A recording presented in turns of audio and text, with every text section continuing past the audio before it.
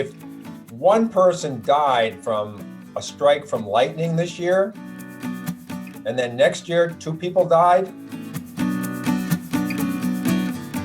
relatively it went up by 50%.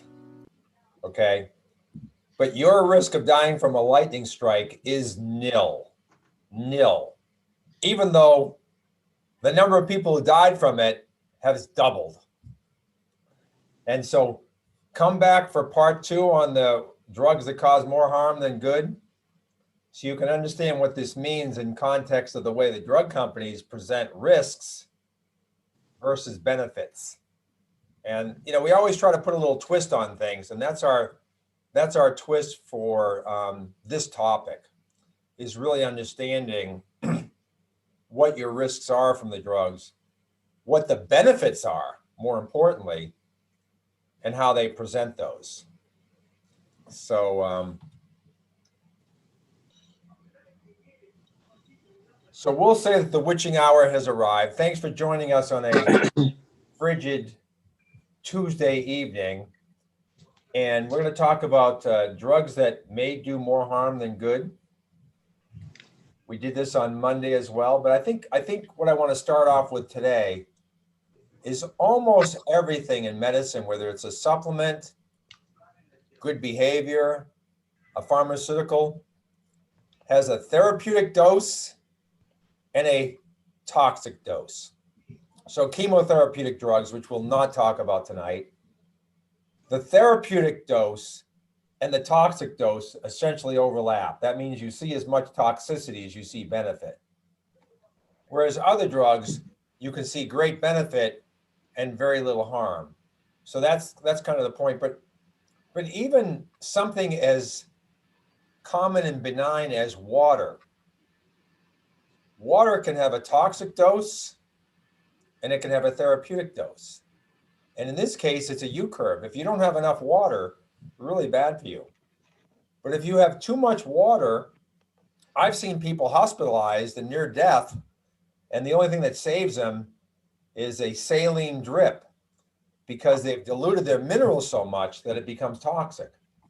So when I disparage pharmaceutical drugs, realize that a benefit and a harm is true for every single substance known to our humanity, okay? Every single substance. And I went to the Harvard School of Public Health, and I took a course in toxicology. And I will make you guys all as schooled. You won't get the certificate like I did, but you'll all be as schooled in toxicology as I am, with one simple statement. The dose makes the poison, and the dose makes the cure. Look at a B vitamin, cobalamin. It has cobalt in the middle of it. Cobalt makes the B vitamin work as a B vitamin the way you want it to work. But cobalt itself is a very toxic transition metal. So just be aware that the dose makes the poison, and everything has toxicity. And at some point, when the dose is low enough, toxicity goes away. David, you know what the drug is that's the substance that's the most toxic substance ever studied? It has the lowest LD50. I know I'm going a little out of school here, but I'll get to the point in a second. But that substance is Botox, aflatoxin. Yet people take Botox all the time to, tighten up their skin or whatever. It's the most lethal substance known. But when controlled in the right environment, it actually has very low toxicity. So, I don't want people to get paranoid about toxicity. But anyway, with that preamble, let's start on with the show here. So first, I want to introduce this concept. We are being deluged with pharmaceutical advertisements. And there's a very, very simple reason for that. My dad said it very succinctly. Son, when things don't quite add up, follow the money. So every dollar a pharmaceutical company spends on marketing on TV for their pharmaceuticals, their drugs, they make $2.50. That's a 250% return on investment. wouldn't we love to have a CD that returned 250% rather than, 0.5%, whatever it's returning today? So this is New York Times, 2017. There's the reference. Think you're seeing more drug ads on TV. You are, and here's why. And the bottom line is, it's a financial reason. I don't really go into, if you want to see the reference when we publish this, you can go and look at it. But, doctors prescribe drugs. Doctors prescribe drugs, not individuals. So at the end of all those ads, ask your doctor. Ask your doctor for Lyrica. Ask your doctor for Linzest. We are only one of 2 countries in the world that allows direct-to-consumer drug ads, us in New Zealand. And I think it's an interesting statistic that since New Zealand has allowed drug ads on TV or direct-to-consumer, that their healthcare costs have increased by 100% since 2003 to 2017. And of course, we know the American story. If you've watched me before, this is a chart from the Organization of Economic Cooperation and Development that shows healthcare expenditure.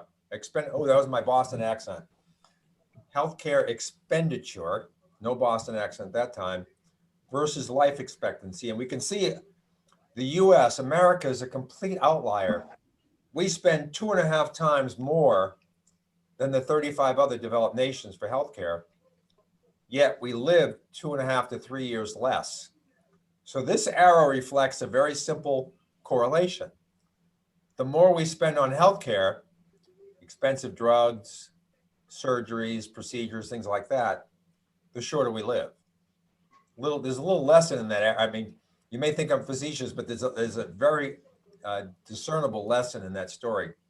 So this is typical things. This is from the New York Times.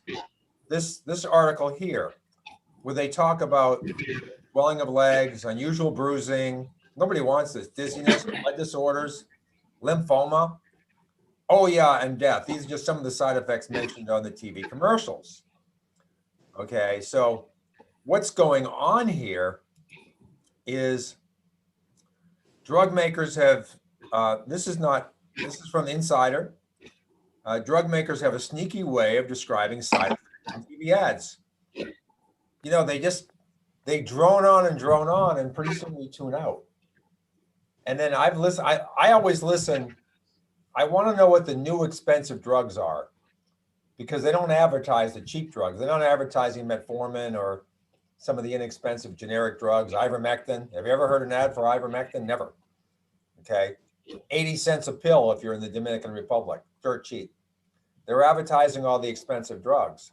And so where I go to see the newest drug releases is to watch 60 Minutes on Sunday night.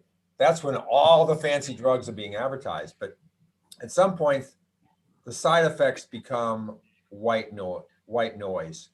And there's a huge amount of data they're compressing into that 60-minute commercial. So are we focused on the side effects, or are we focused on the value proposition they're presenting?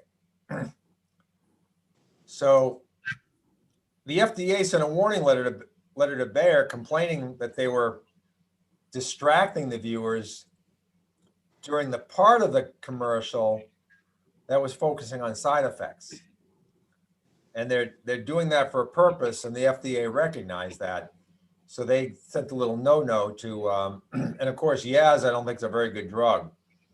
Think about a drug like, oh my goodness, I'm having a mental block, but Merck promoted a drug, passed through FDA, safety profile and everything, and then later Vioxx. It led to the death of at least 60,000 people. That's a huge, huge number. So there's a pretty significant side effect. So medications are often necessary to help us out of a short-term health crisis. Use blood pressure, for example. I mean, if your blood pressure is 180 over 110, and you have inflammation in your vessels, the blood pressure medication could save your life. But we always need to ask what the underlying cause is. So blood pressure medication should not be for life. Ask your doctor, using the vernacular in the drug ads, ask your doctor, what the heck is causing my high blood pressure? And it's not a blood pressure medication deficiency, it's something else. So you use these things for a stopgap only until we solve the underlying problem. Unfortunately, we're not doing that. So we have a little background noise, and oh my goodness, I just killed my screen. Pardon me for a second. That's what happened when we do this 8 p.m. Eastern. I've been doing consults since 6 a.m. Medications are drugs, no two ways about it. We call them medications, that's softballing it, but they're drugs. They are synthetic substances. Why are we dealing with synthetic substances? Why don't we have natural substances? Very good reason. And it's actually a reasonable reason for the pharmaceutical companies because, and I'll get to that in a minute, but it takes billions of dollars to approve a pharmaceutical in clinical trials, safety studies, efficacy studies, dosage studies, human trials. If you don't own the rights to that compound, then you're never going to recover that money you spent approving it. Okay, so we'll get into that. Medications do not create health. In most cases, they do not keep you healthy. They manage some symptoms while creating others. So what I akin almost every pharmaceutical to, excuse me, it's an air mattress on water. And you pop it into the water over here, but it pops up over here. Almost every case. Almost every case. So why the explosion in synthetic drugs? If you're wondering, if there are entrepreneurs out there listening and you're wondering how to patent a natural product, save your time. The answer is natural products are not eligible for patent protection. So you can't patent vitamin D. So when I see studies say vitamin D data is anecdotal because you've never done a randomized clinical trial on it, it's, yeah, who's going to spend $1 billion on vitamin D to do such a trial because there's no money for that person to put $1 billion into that study. So it never happens. So almost every study on natural substances are quasi-anecdotal or what are called prospective studies where we measure people's vitamin D and see what happens to them over time and measure their vitamin D again. Those aren't that expensive to conduct as a randomized clinical trial, which is required to make a pharmaceutical drug available to be used for human consumption to treat a symptom, if you will. So this is the genesis of the pharmaceutical industry. And you don't have to raise your hand, but I'll give you a count of 3 to know who was behind this so-called Flexner report, which led to the elimination of all medical schools that were homeopathic, natural, all that, in favor of pharmaceutical biochemical treatment of disease. And the answer is the Trilateral Commission, which back then was just plain old Rockefeller. So Rockefeller in the chemical industry wanted to sell more chemicals and wanted to sell more high margin chemicals, pharmaceuticals. So he wanted control over that industry and money talks. So this Flexner report basically abolished all the natural health medical schools in favor of biomedical, so-called evidence-based medical schools. So there's a link to that. And someone in this article says we're seeing more reclaiming of rightful eminence of service component of medicine. I'm not seeing that with the people I work with. So I think that's a red herring. But anyway, most medications contribute to health issues that require additional medications to manage them. So often, you know, some of them are more insidious than others, some are more overt. Statins, and I have all kinds of video content, Dr. Carter and I on our blog, on the blogs they're called How Not to Die Young. But Harvard Medical School started demonizing statins around 2010, 2011 because they were coming off patent. And they had new LDL lowering drugs. Well, those new LDL lowering drugs failed. So Harvard stopped demonizing statins again. But the important thing about statins is they cause you to need all kinds of other drugs downstream. Insulin for diabetes, Entresto, very expensive drug for congestive heart failure, and so on and so forth. So even though statins are generic, they cause many people to need opioids, pain medications. I'm not saying there's a direct connection there, but statins are highly titrated to joint muscle pain. So then people don't know why they have joint muscle pain. The next thing you know, they're on some kind of pain medication. So statins cause a whole load of downstream medication needs.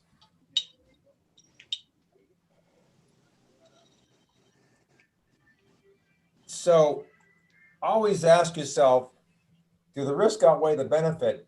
And then if it's an immediate urgent need that's very clear, by all means. But everybody here listening, all our DNA, we're about 99.9% the same. If you're being told that you're a special case and you need a drug for life, you need to question that. You need to question that advice. It's almost never that case. In rare disorders, are you on a drug for life under proper circumstances and treatment. So mood stabilizers, I believe, I haven't really researched this thoroughly, but I believe they've moved to the top of the list in terms of the most prescribed drugs. My daughter runs an intake at an arts college, and she says 75% of the kids applying are on a script, and they're all mood. And my son just graduated from optometry school, and he was trained under my mentor, Dr. Tremp. So he's not just doing eye, he's really helping to evaluate people more thoroughly. I'm very proud of him. But he called me up the other day and he said, Dad, 75 to 80% of the people that come in are on a mood drug, some kind of mood stabilizer, and it's really sad. And I just want to let you know that, with Dr. Carter and myself, whether it's anxiety, depression, all the way to dementia, these, as long as it's not too late in the dementia stage, these are very fixable things. We've been very successful at getting people off the SSRIs, the serotonin uptake drugs and other drugs of that ilk. And what I say on these drugs is when you have a little ennui, anxiety, depression, I suggest you do the following thing. Ask the doctor who's ready to write that script. Ask your doctor. Ask the doctor who's ready to write that script. Doc, how does this drug work? Don't tell me what it does. How does it work? And if they don't understand how it works to help with your mood or whatever they're trying to modulate, you're going to find it. Go someplace else or don't take it, because they're just following the glossy brochure, looking at the symptom and slapping a drug. And believe me, I know drug reps from a long time ago, and they're all just trying to get their drug into the doctor's hands to prescribe. And many of them have different actions, and a lot of them aren't understood. So that's a real big problem. Okay, so I missed a slide here, or I haven't gone high enough, so far enough down, but we're looking at mood stabilizers, proton pump inhibitors. You can see the list. So, the mood stabilizer drugs, like I said, most prescribed. And what I'm looking at here, most common side effects: muscle and joint pain, confusion. We see a lot of people with these kinds of symptoms. So we need to know, we need to be schooled on the side effects, because we may be working over here, but all along it's the drug. That's why one of the first things we want to do, and that's why Dr. Carter is involved in the program, help you understand these drugs and help you get off them without creating a life-threatening situation, obviously. So let's look more at the mood stabilizers: nightmares, confusion, suicidal thoughts, migraine headaches, insomnia, all brain related. I thought this drug was supposed to be treating the brain, not making it worse. So there's the air mattress. You might have a little less ennui, but you have a whole host of other neurological and brain-related symptoms. So the problem with these drugs is they're highly addictive. I was once working with an on-site clinic, and at a company, and the clinic doctors hated me, and I found out why, because they had it written into their contract that they made extra money if they did prevention. And when you read the contract, prevention was giving metformin, statin drugs, blood pressure medications. We were taking them off all these drugs, Dr. Carter and myself. So we were literally cutting the doctor's pay. So in one yeah, they didn't like that. They didn't like that too much, Michael. And in No. one particular case, we had a lady that we worked really hard with to change her terrain so she could get off her mood stabilizer. And we were exchanging notes with the on-site clinic doctors. And the next thing we know, the clinical doctor took her off one of her mood meds cold turkey. And she missed a week of work because she just went, she couldn't cope with that transition. Those are the kinds of side effects you get from removing that drug. And I won't go into any conspiracy theory, but it was a big mess. But our notes were very clear. Slow titration off these medications while we're bringing up your brain health from a nutritional and supplemental perspective. Okay. And the titration period for a mood stabilizing drug can be up to 6 months. You just can't go cold turkey on these drugs. So, and now we have some of the side effects of a drug that's an antidepressant is worsening depression. So enter the ads on 60 Minutes for Rexulti. So Rexulti and your antidepressant work better to solve your depression.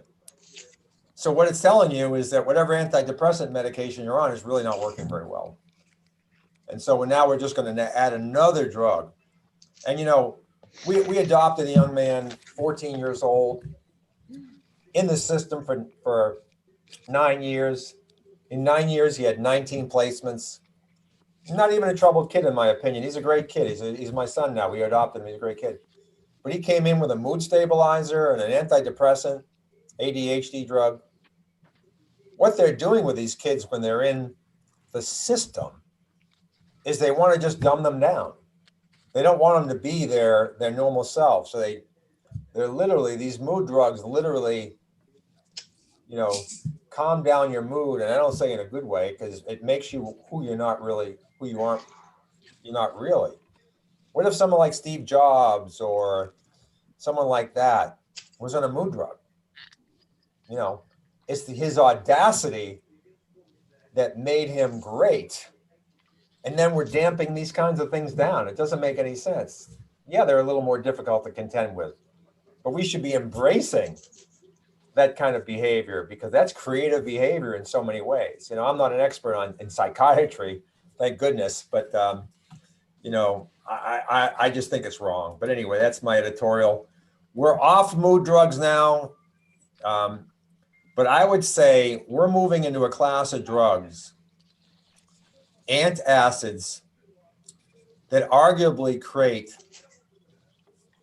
the most severe, broad-based downstream chronic diseases. Steroids, things like that. Those are big problems too, because they're compromising your immune system. But in terms of insidiously affecting your health in so many different directions, lowering stomach acid, reducing your acid is a really bad prescription for future health. And it's coming out now, 10, 15 years later. And the tragic thing is these drugs are over the counter now. You don't need a prescription. You just go get them, and it's really insidious. And I will tell you, last week I had 24 consults in a row, and every one of them had a gut problem, and everyone had low energy, and everyone had other downstream conditions. And I can promise you, because I have a standard note now, every one of them every one of those circumstances was tied to inadequate stomach acid. That's the very first, besides your mouth and chewing and the saliva, that is the most premier part of your immune system. When food strikes extraordinarily strong acid, every pathogen's killed, and digestion and absorption starts to become a very rapid process that allows you to process that food and get the most out of it. You are what you absorb, not what you eat. Eating, of course, is a choke point as well, but even if you're eating good food and you're not absorbing well, that's a problem. These drugs affect that. And the number one thing they affect is the absorption of minerals. And if you listen to my Genesis of Health talk, minerals create electricity in your body. Everything we do is electric. Minerals drive enzymes, which make essentially every reaction that's important in terms of repair and recovery of your tissue in your body work well. So when your acid's not there, you're on a proton pump inhibitor or another antacid, you have real potential to develop serious chronic diseases downstream. 1 year, 5 years, 10 years, 20 years, depends on how much acid reduction you're doing. So regardless of what they say in terms of side effects, they may be mild, but downstream, the degenerative effect versus repair and recovery is profound. And we call these highly addictive. They're not really addictive, but WebMD points it out very clearly. What happens is when you're on an acid blocker, it's like there's a door and there's a bunch of people wanting to come in that door, and little old me is holding it back, okay? Holding it back. And then at some point, there's too much force from the crowd outside, and I have to give way, and all of a sudden they flood in. The they is your stomach acid. So when you go off the proton pump inhibitor, you get this huge influx of acid that is not equilibrating well, and you're still refluxing, and it goes right up your esophagus, and it hurts like heck.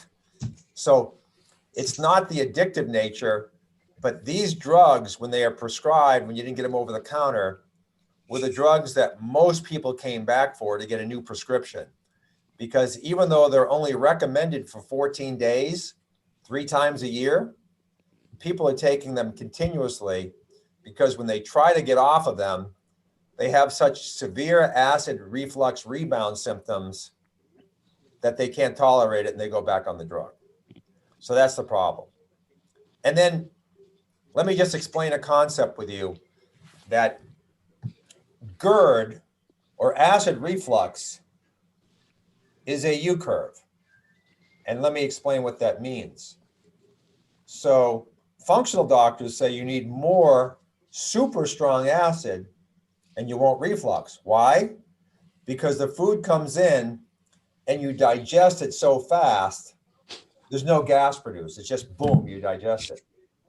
Now, the traditional doctors using PPIs lower your acid so much when you take food in, it ferments very, very slowly because it's digesting so slowly.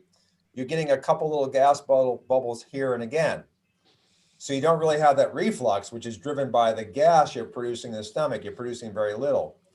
But somewhere in the middle between strong acid and this very weak acid, you're fermenting a little faster.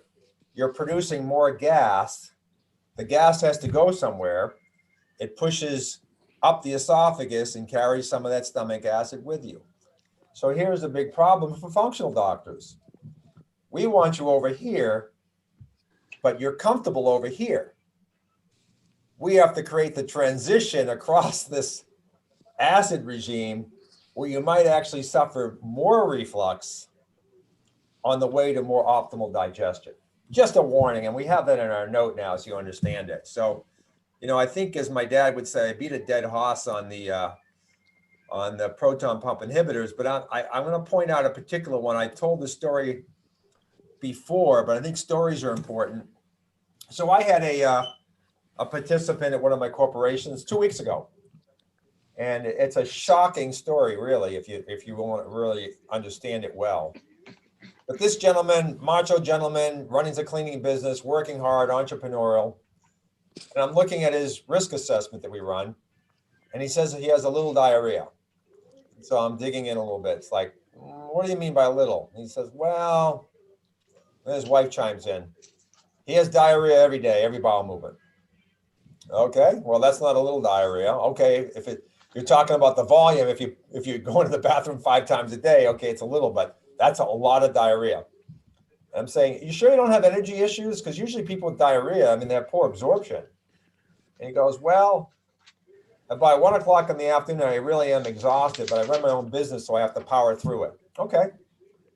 So what else?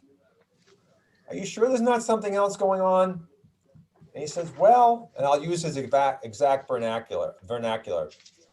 He says, when I wake up in the morning, I barf 2 to 4 days a week when I wake up in the morning. And I said, well, have you checked that out? And he goes, well, my doctor at Indiana University says that's normal. And the only advice he gave was to not eat dinner so close to bedtime. So let's explain what that really is. Why does one throw up? It's because they have an excess of toxicity in their stomach, and their brain isn't stupid and says, we're going to get rid of that. That's pretty much it. Okay. This guy's stomach acid was so low, way over here. He had bleeding gums, and you eat food. Food always has pathogens on it, but your stomach acid kills him. His stomach acid was so weak. Pathogens from his bleeding gums, pathogens from his food were not being destroyed because he didn't have enough stomach acid. So all night long after eating, those pathogens are just exploding like, bacteria in a petri dish. And by the morning, he literally has food poisoning. So this guy has low-grade food poisoning every day of his life because his stomach acid isn't adequate because he's had a history of being on these proton pump inhibitors. So that's what we mean by vomiting. And you can have diarrhea, constipation, abdominal pain, excess gas.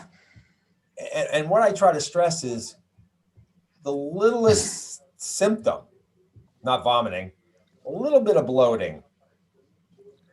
These are signs that you're not on the good side of the gut health disease continuum. And don't take these little symptoms for granted because they can add up. And that's the message that Dr. Carter and I really try to convey. If you want to be healthy for life, I had a lady today, I want to live to 106.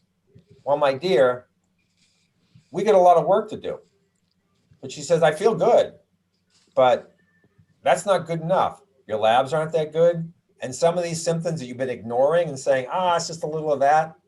Actually, it's low-grade inflammation that will catch up to you. We cannot marginalize these things. I beg of you not to marginalize slight symptoms and tell your good quality clinician, functional doctor, alternative practitioner about these minute things because we want to resolve them for you before they become something more significant. So I'm really passionate about the gut. It's hard to measure where you are in the gut continuum. And the best way to measure it is for you to tell us about the most seemingly trivial things. So really what these things do is they weaken repair and recovery pathways because you're not absorbing minerals. You're absorbing calories. Your brain is making you hungry because you're nutrient deficient, not calorie deficient. So this can cause or worsen every chronic condition. There's not one exception. Not listed anywhere on the labeling for proton pump inhibitors is poor wound healing or easy bruising. If you have easy bruising, your repair and recovery pathways are probably weak. I know they're weak. Gut absorption, gut integrity, any gut symptom can be, it's not necessarily the whole thing, but can be a major contributor to poor wound healing, easy bruising. they're pretty much the same thing. So I did find one reference, and it's out of a kind of a lousy university. When you went to MIT, Stanford, we consider them lousy, just because it's competition. But Stanford and Houston Methodist, this is really important. Those drugs don't just turn off acid pumps in the stomach. Instead, the researchers say proton pump inhibitors also block the production of acid in every cell in our body, an effect that hampers the body's ability to rid itself of damaged cells, the garbage that builds up as we age. So senescence, autophagy. So not only is your repair and recovery pathways not good, but the garbage men are on strike. So garbage is building up everywhere. We're only going to do one more category, and I'm going to do this one quickly, because if you're really interested in understanding what lipoproteins and cholesterol is all about and what the statin drugs do, I recommend you go out to my blog, look up How Not to Die Young. I have 4 blogs on that with Dr. Carter, and they're nauseatingly long videos, 1 hour on each, but it's really important to understand what these drugs do. I will promise you, everybody listening tonight, nobody has a statin deficiency. I promise you that. Then it's a question of what cholesterol and LDL is telling you. But LDL is simply a soap. You watch my first one where I explain that. There's not a doctor in the world that I can tell. There's not a single publication. Go on Google and Google in lipoprotein, LDL, low density lipoprotein, HDL, high density lipoprotein, and soap. But in my blog, I show you that's exactly what it is in the body. It's a transporter for fats. Wash a greasy dish with water. It's still greasy. Put soap on it. It grabs the soap. It's a little sphere. The soap grabs the grease. It's a little sphere. The grease is in the middle, and on the outside is a water-soluble or water-miscible substance, and it flows right through your bloodstream. A fat by itself will not flow through your bloodstream. It'll clog it up. It's like I had to clean a drain the other day because grease going down this thing clogged it up. How we fix that? Hot water, soap, some lye, things like that. But the point is, the statin drug is not lowering cholesterol. We've been told it's lowering cholesterol, and now it's just part of our language. It's lowering the production of LDL, a soap, in your liver. What does soap carry through your bloodstream? LDL. What does it carry through? All fats. So when you lower your LDL with a statin drug, you're lowering the availability of every fat-soluble thing. Cholesterol is fat-soluble. Triglycerides, if you're trying to lose weight, won't happen, or won't happen well if your LDL is lowered. Vitamin A, vitamin D, vitamin K, vitamin E, EPA, marine fats, DHA from algae and marine fats, saturated fats. All fats are anti-inflammatory. Not all, but most of them are. Most of the good fats are. I spoke out of, obviously the soybean oil, the GMO oils, not so. But when you take an LDL lowering drug, a statin drug, a cholesterol lowering drug, it's creating a deficiency in every single thing it carries. And what it carries is fats. And guess what tissue needs more fat than any other tissue? Yeah. Oh. When I first met Ty Bollinger, Charlene and Ty Bollinger, The Truth About Cancer, I wanted him to remember me, by name or whatever. And, I wanted to create what I call an adrenaline imprint. So I told him, Ty, I'm a fathead and proud of it, because I want to have a lot of fat above my ears. Okay. And you do that by allowing LDL to do what it does in your physiology. So most common side effects right up there: headache, not transporting healthy fats to your brain. Muscle pain and weakness is a big thing, because the other thing that the statin drugs do in particular is they reduce the production of CoQ10, which is really important to every muscle function in your body. More common side effects: more headache, memory loss, higher use, memory problems, muscle damage, low testosterone. Why would that be? Because cholesterol is the building block for every steroid hormone: cortisol, estrogen, testosterone. So if you're reducing the ability of your body to transport cholesterol, then it's not being delivered to where the steroid hormones are being manufactured. And type 2 diabetes goes up. Why would that happen? Because you can't transport triglycerides, which is when you lose weight, is because you're burning fat. Fat is just fatty acids, and your liver converts those to triglycerides, which are then taken around your body. Guess what? In LDL. And if you're reducing LDL, you can't burn fat as efficiently. Therefore, you become more dependent on sugar and more likely to become diabetic. That's part of the mechanism on that. So here's my slide that I spoke of too soon. Lipoproteins, HDL, LDL, among other things. There's no bad in that term, by the way. It's just low density lipoprotein and high density lipoprotein. There's no bad or good.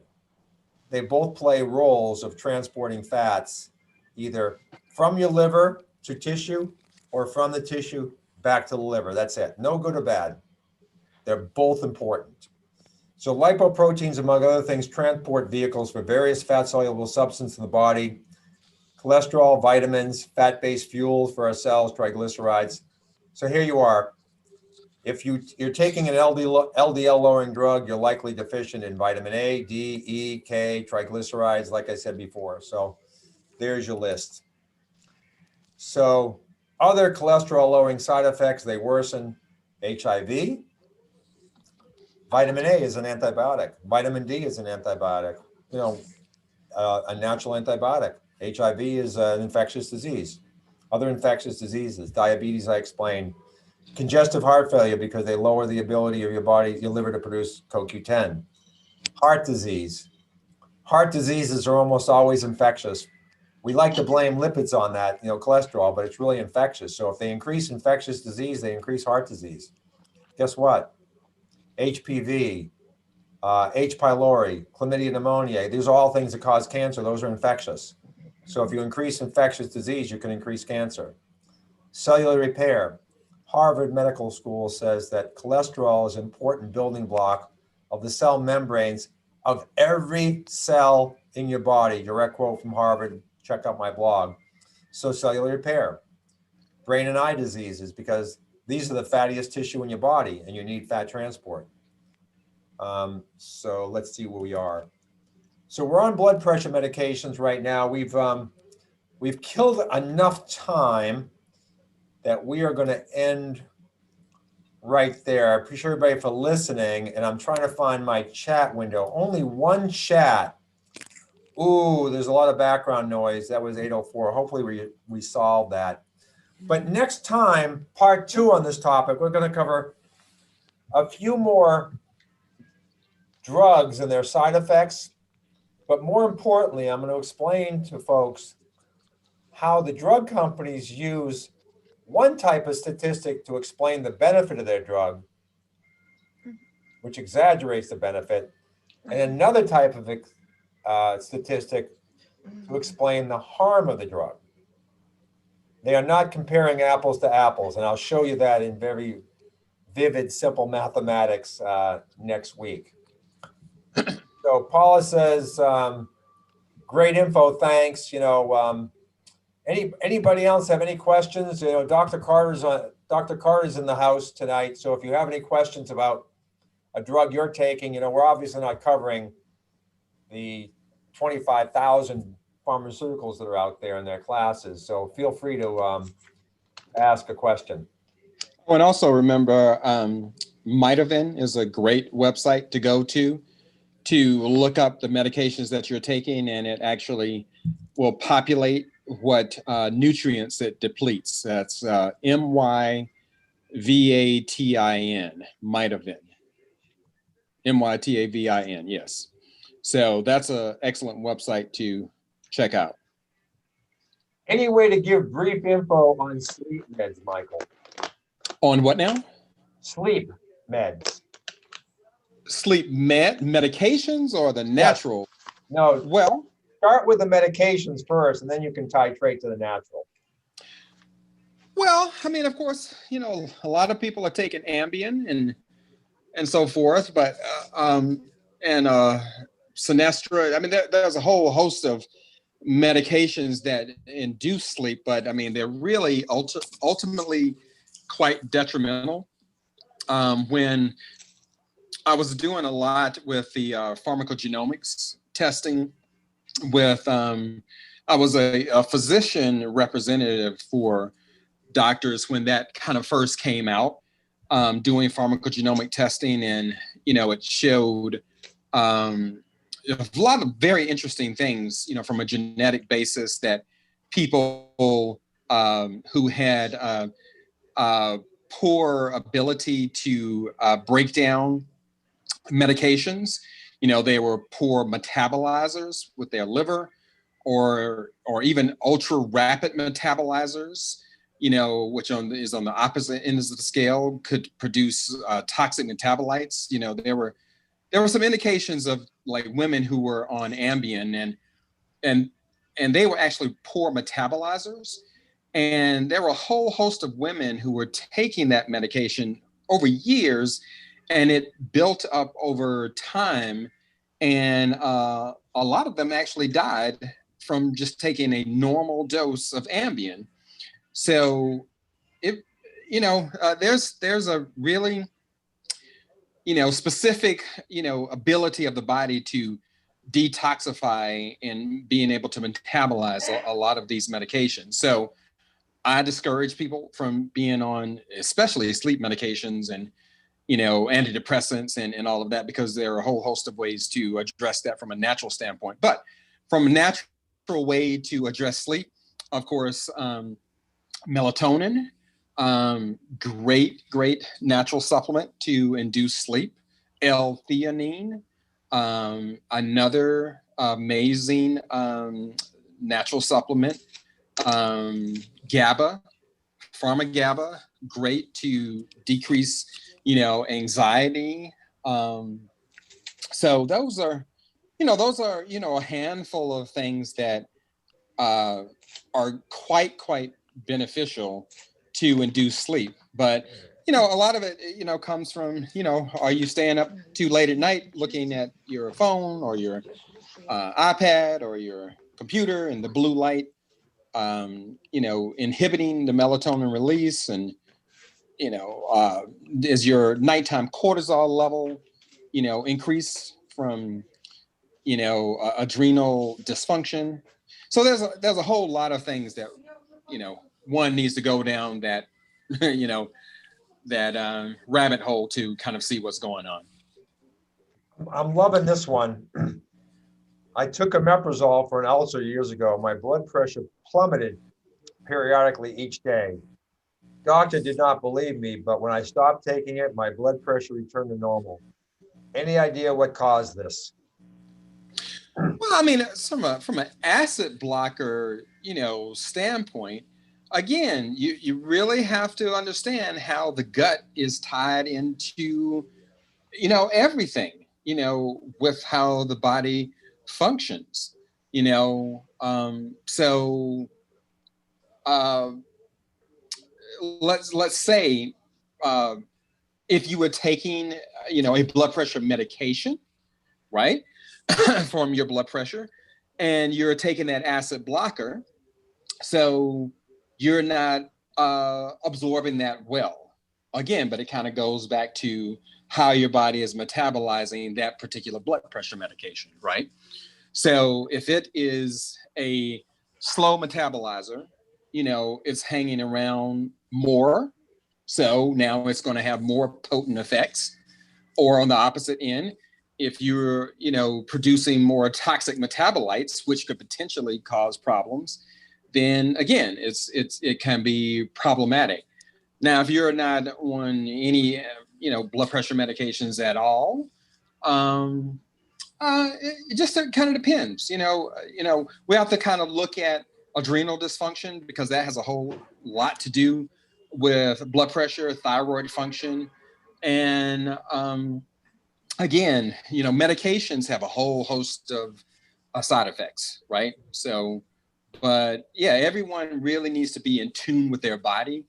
And even if they go back to their doctor and say, well, doc, I'm taking this medication, is causing this, and they dismiss you, don't take that at face value.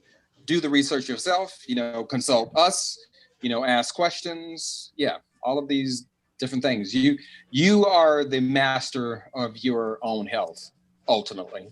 I'm throwing in another suggestion. Your heart doesn't regulate your blood pressure, your kidneys do. Right. Mm-hmm. And the kidneys are part of the gut. And I pulled up a slide here from the proton pump inhibitors, and not everybody experiences the same symptoms, but reduced kidney function is something that can occur with these drugs. Absolutely. So if you're affecting the kidneys, you're affecting the angiotensin renin. Oh yes, absolutely.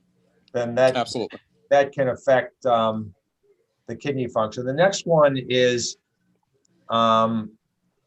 very informative. I'd like to know about high blood pressure meds. You know what? I think that's a great topic for its own seminar because it's so ubiquitous and there are so many yeah, it's a lot. different types. But at the end of the day, all I want to tell you is that periodontal disease and other inflammatory processes can elevate your blood pressure. White coat syndrome can elevate your blood pressure. All I can suggest, if you're on a blood pressure med, I won't say anything about that, but before you get on one, do at least a 24-hour monitor to see where your blood pressure trends are. Because, if I'm excited or, the lady who lifted the car off her son, I can guarantee her blood pressure went to about 400. Yep. That's what you have to be able to do that. So your blood pressure can vary. So don't take one reading from your doctor's office and then all of a sudden you're slapped on the medication. And I've had people with diabetes, and the doctor put them on the blood pressure medication, yes, because it's the right thing to do. And I've had the participant, I don't call him a patient, tell me they put me on the blood pressure medication, but I never had high blood pressure. So, but I think it's worth going over some of the different blood pressure medications sometime in the future. So sorry for not going into that. Well, I mean, but still, yeah, the key point is, just like you were saying, white coat syndrome plays a very significant role. Go to Walgreens, CVS, whatever, buy a home blood pressure monitor and do it 3, 4, 5, 6 times a day, get an average of that and kind of see where you are. And of course, there are lots of natural, supplements that can work very, very efficiently at that. And I'm not saying, this will eliminate the total need for everyone for blood pressure medications, but the vast majority of people, yes, but it takes time. I mean, if you have, arterial sclerosis, hardening of the arteries and so forth, obviously that's going to increase your blood pressure as well. So we need to go through a process of, increasing the elasticity, kind of softening that up, but that takes time, a year or 2 years, what have you. But there are natural ways to do that that work quite well, and even shorter times. Again, we just kind of have to assess where you are. I would advise everyone to get a calcium heart score, which is a CT scan. It's you can go to your doctor and get that. It's insurance should pay for it. Even if insurance does not pay for it, it's inexpensive, maybe $100, $150, where you go through a CT scanner and it tells you how much calcium is built up in the arteries, the vessels of your heart. And anything above 0 is significant. Obviously, the bigger the number, the more significant.